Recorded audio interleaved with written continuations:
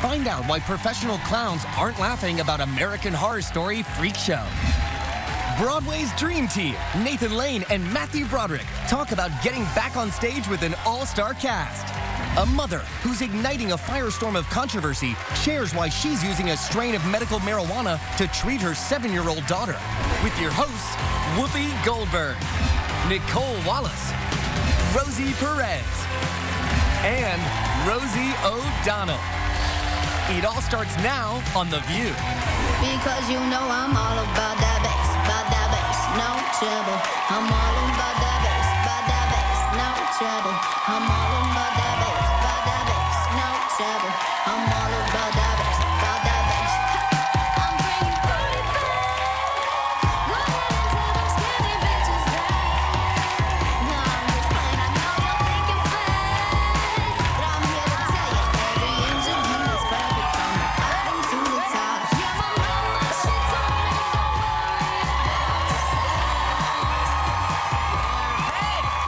about the Hello, and welcome to The View, y'all. Welcome to The View.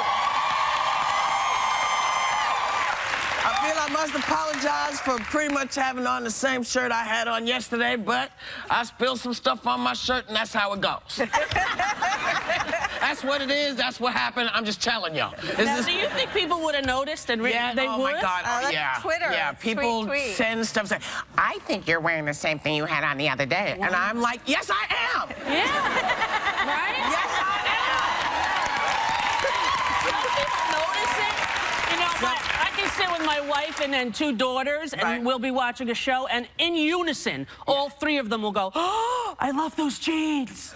And I'm like, the what? Her jeans. Look, I don't even see Yeah, the clothes. yeah. I would not know if you wore that yesterday. No, you'd or- smell it, but that's a whole other conversation. And it's not because I smell bad, but you know.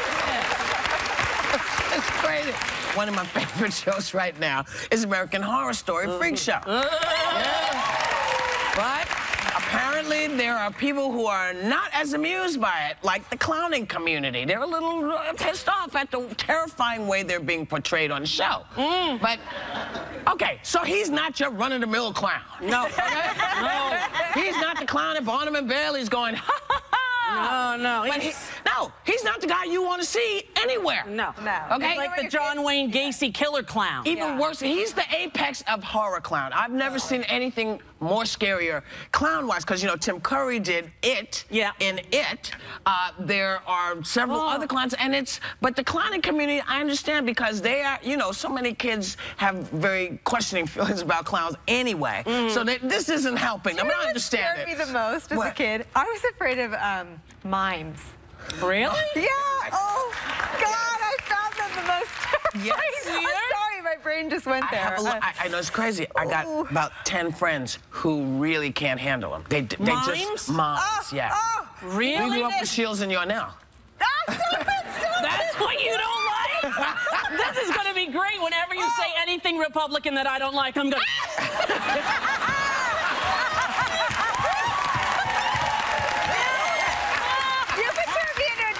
If you start doing, and then pirouette dolls, all that stuff really freaks me. What is it? I don't know. I mean, I'm sweating, so it must be. Really? It must be What is a pirouette doll? They've got in the white face, you know, when you see them and they just look like the... Like Harlequin? Scary. Yes. Yeah, they're so scary, and they're targeted to children. I was terrified of them as a child. That's weird. Is there anything you guys are watching that's kind of getting you all worked up right now on TV? Oh, you know what I'm living for? What are you living for? Oh, my goodness. The Nick. On Cinemax. with The Clive. Nick. Oh, Clive Owen. Clive Owen.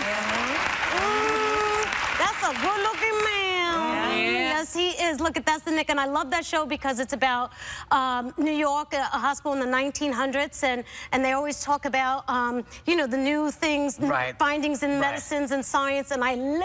Like and they conduct the surgeries with gallery seating. Yeah. It's incredible. Like they used to do. Yeah, right. What are you watching? I know what you're watching, but tell everybody about it. Well, I love this show, The Bridge. It's on FX, and season 2 just ended. And I think it is the greatest show on TV right now. And the woman, Franca Ponte, right there, she was in Run Lola Run. Remember that movie? Yes. She's an amazing actress, and she plays Eleanor, who is as scary as that freaking clown from American Horror Story. Because she's real. Oh, my Lord. Franca, you're getting an Emmy Award. I want to nominate you for the Nobel Peace Prize of Acting. I don't know. She's so good. Yes, yes. And you... Well, you know, I already did my thing. I'm a Carrie Mathison fan on Homeland. I love it. I love it. Yeah, right? So, yeah. Don't tell me that I'm one episode behind. I'm not going to tell you anything. Outside of what is exciting Rosie over the weekend, what's exciting you, and what would you like us to do? Okay, yes, I'm going to be up in Maine filming again with Diane Wiest and David Oyelowo. But there's a huge boxing match on HBO, and Gennady Golovkin, Triple G, my favorite fighter, right next to Floyd Mayweather, but Triple G is going to be boxing, but I'm going to be filming, so please, boxing heads, please tweet me live, round by round, please. I'm going to watch it just for you. I'm going to tweet you during the whole thing. We wouldn't even know what to tweet her. Some guy hit another guy, and it looks bad. I know boxing because of my UFC. I'll be able to tell you who wins. All right. I'll follow you. I'll be there. Well, how about this? This is a little stranger, but best-selling author John Grisham has provided plenty of entertainment for people, but he's raised a lot of eyebrows for what he said during an interview with The Telegraph. Take a look. We have prisons now filled with guys my age, 60-year-old white men in prison who've never harmed anybody, would never touch a child, but they got online one night and started surfing around, probably had too much to drink or whatever, and pushed the wrong buttons and went too far and got into child porn. They deserve some type of, you know, punishment, whatever. But 10 years in prison, I have no sympathy for a real pedophile. You know, God, you know, please lock those people up. But so many of these guys do not deserve harsh prison sentences. So did John Grisham feel that these people needed a champion and he was it? I actually was horrified by what he said, as was most of the country, because now he's issued an apology. And he's saying, my comments were in no way intended to show sympathy for those convicted of sex crimes. Really? Especially the sexual molestation of children. I can think of nothing more despicable. I regret having made these comments and apologize to all. Well, John, I accept your apology, but I don't believe in your craps thing you just said before, because nobody accidentally stumbles onto child pornography. You don't accidentally do that. And if I were the police, I'd look at John Grisham's hard drive right now. And we will be back with more Hot Topics. Yeah, we're going. Go ahead. Ever wish you could slip into Whoopi's shoes? Find out how you can. Nathan Lane and Matthew Broderick talk about their Broadway reunion and how Rosie O'Donnell and Perez are part of the show every night. On ABC.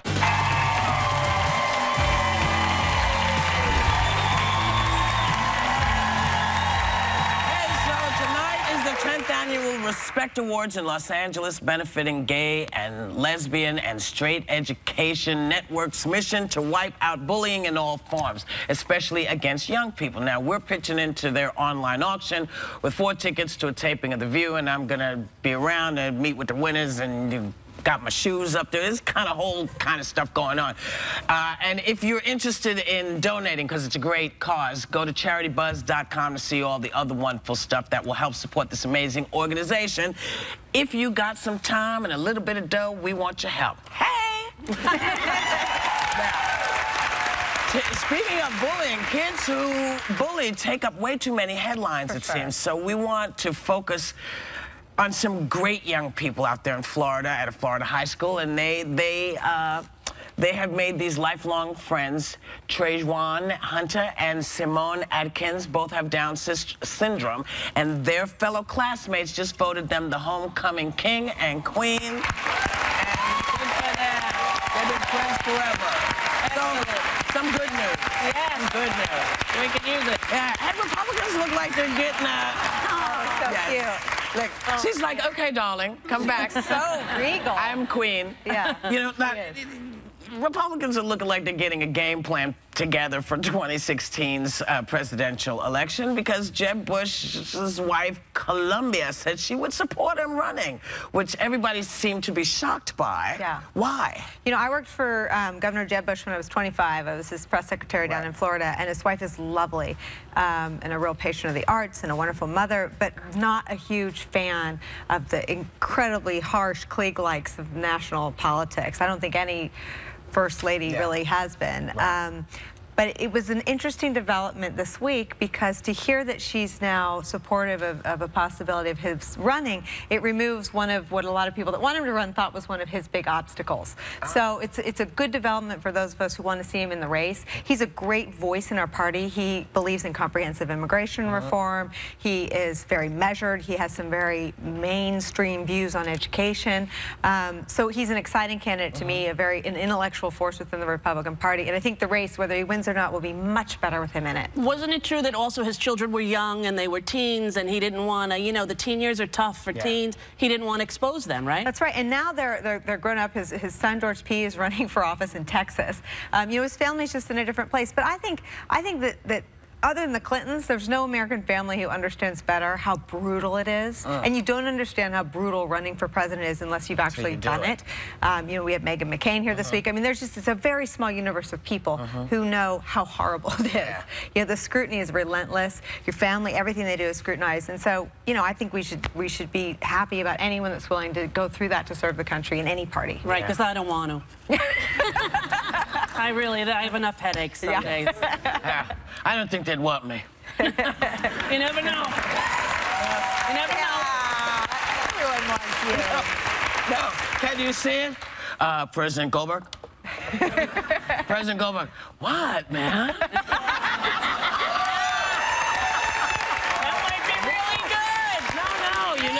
But even when you're meditating, people think you're doing something else, but I think it's too many questions. And after watching Obama, these last, 7 years, it's like, oh, my God. Yeah. That's a tough gig, boy. I'm telling you. It sure is. His hair's all white now. They age by the minute. They all do. And they always put up a picture on Inauguration Day to say, here's what they're going to look like in 8 years. And everyone's like, no way, they won't look. They always do. I mean, Bill Clinton, I mean, George Bush, they all age, you know, in But do the first ladies age like that? No, they get better looking, always. I don't know. Why is that? I don't know. They have stylists and everything, maybe? No, I mean, we've had a nice run of first ladies, and they don't seem to age as quickly as their husbands, but I think they endure, in all seriousness. I think sometimes it's harder to watch someone you love get beat up by the media, get beat up by the Ford went through a lot. Nancy Reagan. Lady Bird. The bird was no joke, baby. Hey, you know, there's a photo going viral right now, and it really got to Rosie O. And Rosie P, right? This older woman, she was on her way to the hospice, and before she was going to say goodbye to her life, she asked her daughter to bring her to the ocean one last time, and that's the reaction, and it brought me to tears. Me too. It's so beautiful. Yeah. And it's anonymous, which is so lovely too. It's an anonymous picture. They said that it was, I think, her niece actually, but that joy that she has there, and she has a bag for her urine. Right. And the editors decided, you know, we're going to leave her as she is. And God bless them, because you don't need to airbrush away the truth for us anymore. We can handle the reality, right? So before we go, if someone said you have to go, where would you want to be brought? I would want to be brought to the French Culinary Institute in Paris and eat as many desserts as possible. Make them and then eat them, and I would be very, very happy. The question made me cry. I mean, I think I would want to be with, you know, with people I love, with my baby. I'd be with my wife and children, floating in the ocean in Miami. What about How about you? I would probably be in Greece, actually. Really? I'd be in Patmos. Yeah, because for me, that is it's the beginning of everything. And so that's someplace I would want to be. But you know what? None of us are going anywhere. We're just talking now. We're going to go right now. When we come back, we're bringing back Nathan Lane and Matthew Broderick, baby. You don't want to miss it. Broadway's dynamic duo Nathan Lane and Matthew Broderick look back at some of their most beloved roles.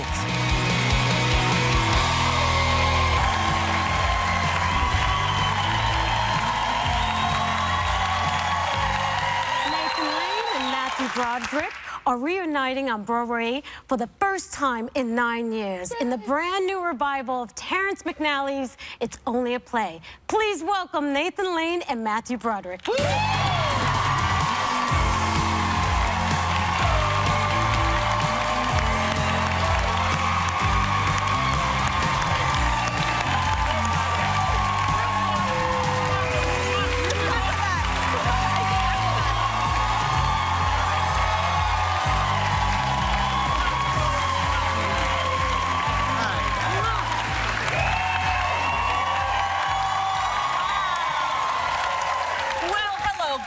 Look at us, the lens crafter twins. Taking these, I just wear them to hide the bags under my eyes. I need them. Me too. Yeah. I just saw your play 2 days ago. Laugh out loud, funny. Funny. We're going to be talking about it later on in the segment, but I just wanted to say that. And I hope everyone goes and sees them. It's just amazing. Thank you. So happy you're working together again.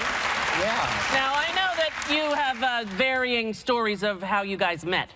I've heard one tale from you and another from you. Oh, yes. Was it the Peace Corps, or was it hot wing night at Hooters? I can't recall.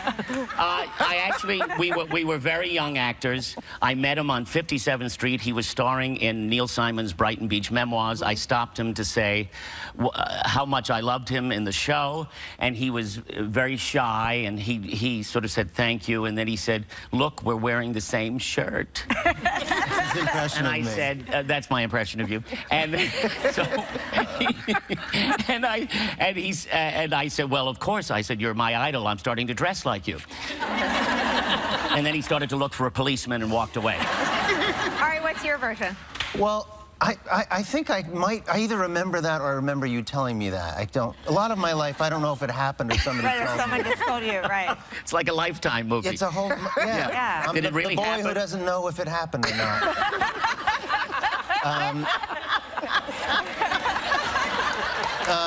I do remember we recorded The Lion King, and I went to a recording, and he was there. And I was like, wow, it's Nathan Lane, and he was very shy and quiet with me. Yeah. No, I said no autographs, please. You said one of your all-time favorite movies was in Birdcage with Robin.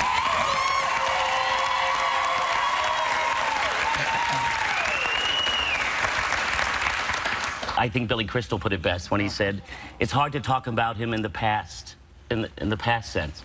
But, you know, no one was kinder or more generous. And especially in making that movie, you know, he decided to play the other part, so that role opened up and allowed me to, thankfully, Mike Nichols thought of me.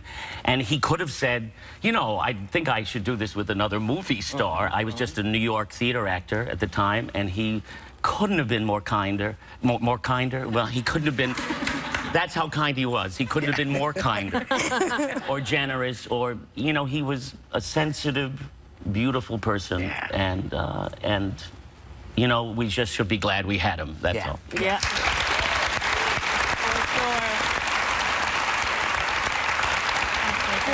We're going to take a break, come back, and chat a little bit more about your show, which is getting rave reviews and I believe is already sold out. More with Matthew and Nathan when we get back. Matthew Broderick and Nathan Lane reveal if they have any superstitions about stepping on stage. A mom who's treating her 7-year-old daughter with a strain of medical marijuana shares why it's the only medicine that's working for her little girl.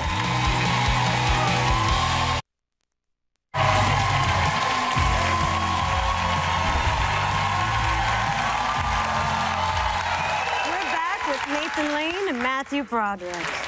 Yay. Okay, so I'm a little starstruck by you guys, but I have to get in a question about when you two first met, because you were talking about it in the commercial, and I love this. We were making movies at 20th Century Fox, Jumping Jack Flash, and... I'd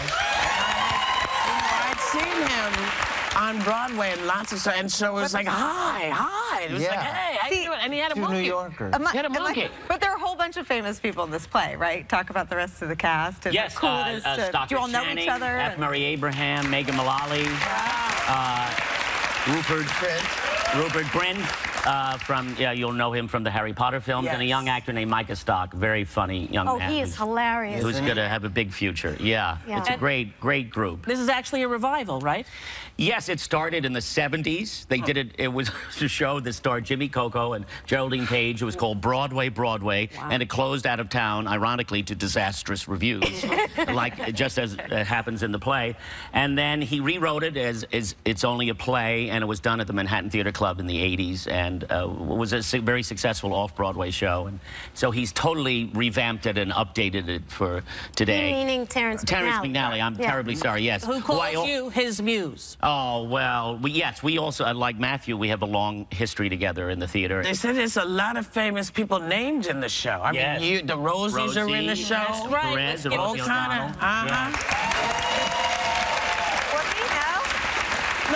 No, I'm not named in the show. That's all right. I'm fine with it. Don't worry about it. Really? It's all right. You know, there are some unkind mentions of people, too. See, am I in those? No, we couldn't say anything unkind about you. You could. I'll give you some. You know, it's funny. The opening night of this play, it was all show business people, and it was, you know, if you got a laugh, it was a major breakthrough.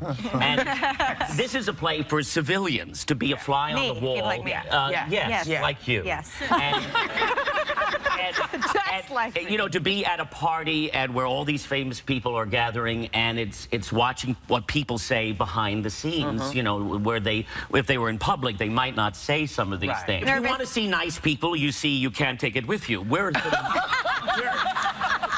mean people, and we say mean things. And you're funny as about one another. When I went to see it, by the time, and I will explain to people that it's a play about opening night, and they're waiting for the reviews.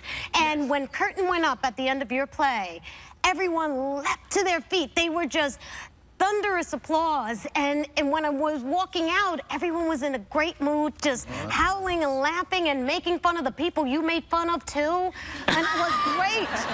Yes, you'll become mean too. I love that.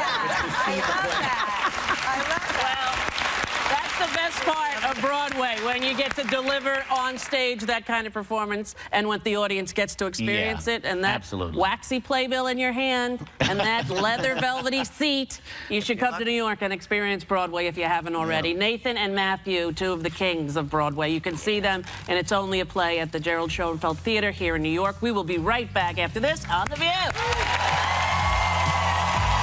A mother using medical marijuana to treat her 7-year-old daughter shares how she's trying to help another desperate mom who could face jail time for doing the same thing.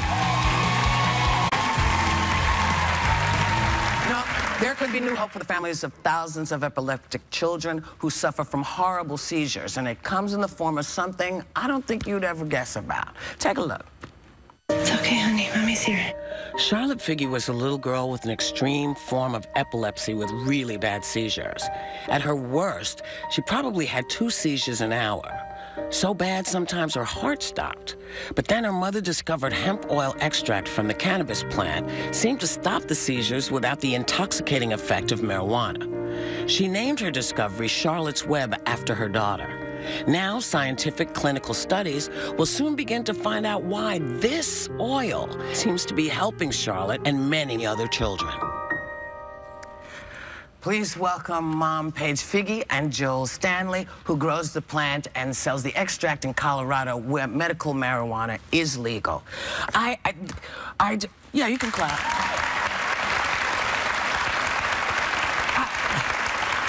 And I want to start this by saying nobody anywhere has ever advocated for children smoking marijuana. You must understand this. This is not what this is about. This is not about being high. This is about saving lives and making children more comfortable. So just understand that's not what we're talking about, because I know people will send in emails and say, you're talking about... That's not what's happening. Okay? Okay. Yes, this isn't something that is actually smoked by kids. This is not a story about kids smoking marijuana. This is a hemp extract that is made in a lab, good manufacturing practices followed, and it's given in measured doses. And you, hemp is not legal, I'm told, in the U.S. Is that true? It's a very gray area. In fact, the U.S. imports more industrial hemp than any country in the world, yet the products made for human consumption rest in a very gray area. Right.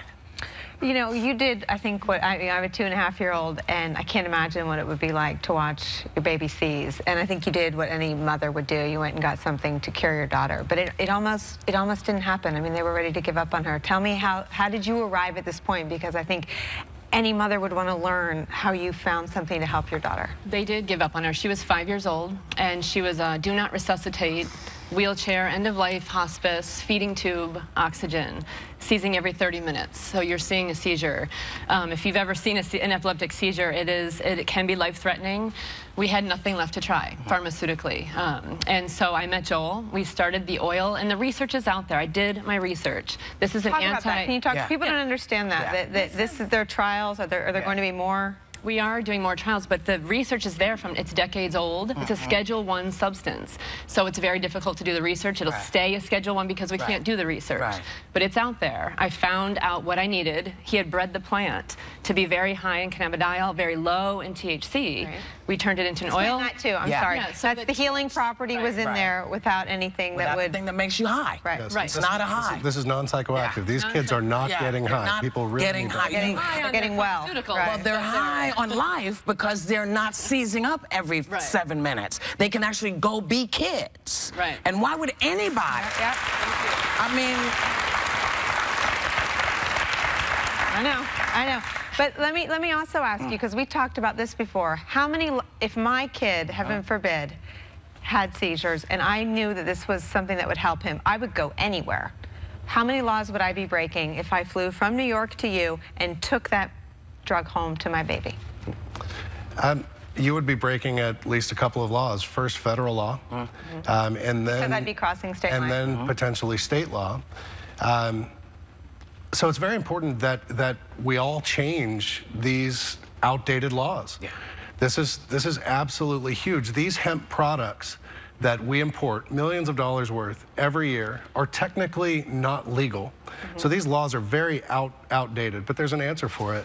And part of it has to be, I would guess, changing the minds of the American Academy of Pediatrics, who so far are not recommending this, right? How do you deal with, because I think a lot of parents, they go to their pediatrician, so how do you bring along, we've talked about the need to change the laws, but how do you also bring along the old institutions, the doctors? I think that the medical community wants to see more research, so do we. That's why we've teamed with doctors, researchers, that's why we're running clinical trials, to understand why this is working. But research takes time, and for the thousands of patients on our waiting list for Charlotte's Web, they don't have time. And we have one here, right? You're talking about thousands of people whose children need this medicine, okay? The children need this medicine. Parents can gauge better what's going on with their kids and tell you. And I think as a physician, you're obligated to see if it works. If they are telling you that this is something they feel will work for their child, you're obligated. You're obligated, I feel, as a physician, to take care of business. And you were about to say, and we have, we have someone here. You're in this position, right? That you have a son who's, you've described him as very medically frail, and you think this might help. Yeah, I have a son, Oliver, who's 14 years old. Oliver has hundreds of seizures every day. We are losing him. He can't even sit up the way he was sitting up like that by himself. He gets slammed down by seizures constantly. He has regressed. He has lost skills. He's become even more medically frail. There is a medicine that's available that's helping hundreds of children, and we have not even been allowed to try it because of the state we live in. All people in this country, we're in the United States of America, all people in this country should have access to the same medical treatments, regardless of what state you live in. The government has the authority to make this happen. Any governor of any state, Governor Cuomo in New York State, has the authority to give emergency access to this medicine now. We're gonna fix it. Even in New York, we're gonna, believe me, we're gonna fix it. We're gonna fix it, baby. We're gonna fix it because nobody, no mother should be in this position. No. Ever. So, thank you guys. I want to thank Joel Stanley and Paige Figge and Missy Miller. And we want to make it clear that legally The View cannot endorse this kind of therapy. Medical marijuana is still not legal in most states. But, as Whoopi Goldberg, I'm telling you, this is no joke. It's important. And there but for the grace of God go we all. So let's get this going in case somebody in our family finds that they need it. We'll be right back.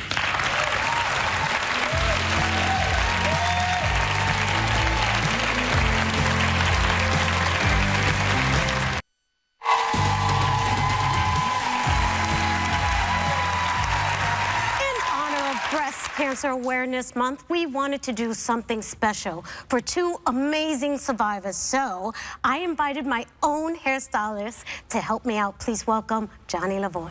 Thank you. Thank you. I want you guys to meet two great ladies. Michelle has an 11-year-old daughter and has been a breast cancer survivor for 9 years. Carlene has 4 kids and has been a survivor for 8 years. They became friends during a recovery in a support group and both wanted a new look. So to get things started, I took them on a field trip to pick out a few makeover essentials. Now take a look. So we're here at Rite Aid because I know they have everything we need for your beauty needs. I'm ready. Let's go. Ladies, I want you to meet Chiara Hughes. She's a beauty advisor here at Rite Aid. I'm here to tell you all about the beauty products that we have available here, as well as recommend products that are suitable to your own personalized needs. Today, we're going to bring out these lady inner diva. I'm going to take Carlene to the hair department so we can deal with her hair issues, and I'll be right back. Sounds good. I know a lot of women, when they go through treatments, they lose their hair. Did this happen to you? Yeah, it was a traumatic experience. It's just never been back to what it was. Well, Pantene has amazing products that will really get your hair back into shape. But what I think is great is the beautiful lengths, because not only will it strengthen your hair, it's also going to moisturize your hair. So, Michelle, I know you mentioned that you were having some skin issues. It was very dry, very scaly, and just not pliable. Olay Regenerist Microsculpting Cream, amazing. What I love about it is not only is it going to penetrate up to 10 layers of your skin, so it's really going to moisturize, it's also anti-aging, so you're going to look young again. I want you to feel it on your skin. Oh, that feels really nice. And this is a big wall of color. Michelle, what colors do you normally go for? Soft browns and, light colors. Curly. I like fun, bold, sparkly. So what I want you to do is play with this CoverGirl Outlast nail polish. It's great because it's 3-in-1. You get your base, your high gloss color, and your top coat in one easy sweep. And for you, I think that this CoverGirl Outlast lip could be great. I'm gonna pick these 2 plum colors, and I'm picking 2 because I'm gonna show you a little tip. So Michelle, I'm gonna start with the darker color first, and we're gonna apply this to your lips. And to give your lips that extra sexy pout, is go in on the center with a lighter color. So what I think we should do now is take everything we got, go back to the studio, give you new hair, makeup, wardrobe, and make you look fabulous. Sound good? Great. Awesome.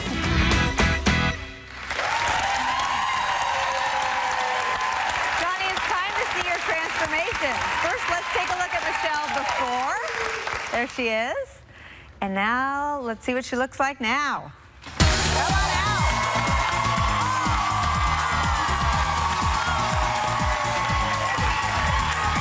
Wow! Woo! You look amazing. Amazing.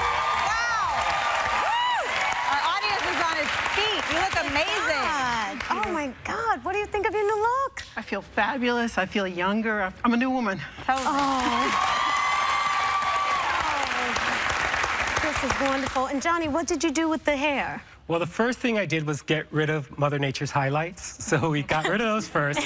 And then I wanted to soften up her color. So I went in with some fresh flaming highlights, gave her a classic layered bob so she has lots of versatility. And I think she looks amazing. You look amazing. Thank you. And this dress is beyond. You like it? I love it.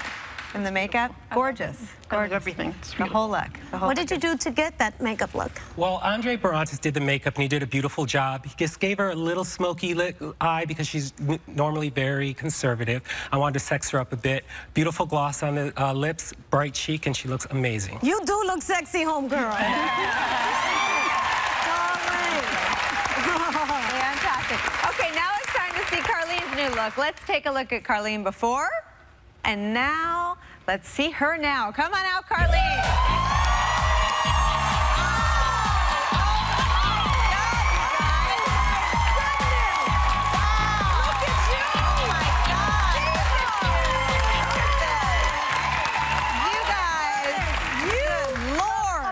And you are feeling yourself, aren't you? Yeah. Oh, this is wonderful. Yeah. Johnny, tell us what you did for her. Well, what I did first was her hair. I darkened her hair, give it a really rich color. I cut some of the length off, and I have to thank Derek Monroe, who assisted me on this makeover. He did an amazing job. And then for her lips, we did a red color to tie in with her outfit. Fran Taylor, our stylist Fran Taylor, did an amazing job on both the outfits. She's a little more bold, so we went with this bold red, and again, flawless. I live for a jumpsuit. How do you feel? I feel incredibly fun, very trendy, and just fabulous. Really glad to be out of mom sweats. Oh, you look wonderful, and I live for a jumpsuit. You know, Michelle and Carlene, so you can pamper yourselves at home. You're both getting a gift basket filled with P&G beauty products and a $100 Rite Aid gift card. And, yes, and guess what?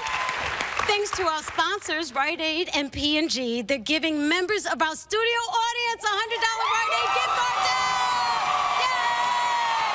Thanks to Johnny LaVoy for these great makeovers. Have a great day. And everyone, take a little time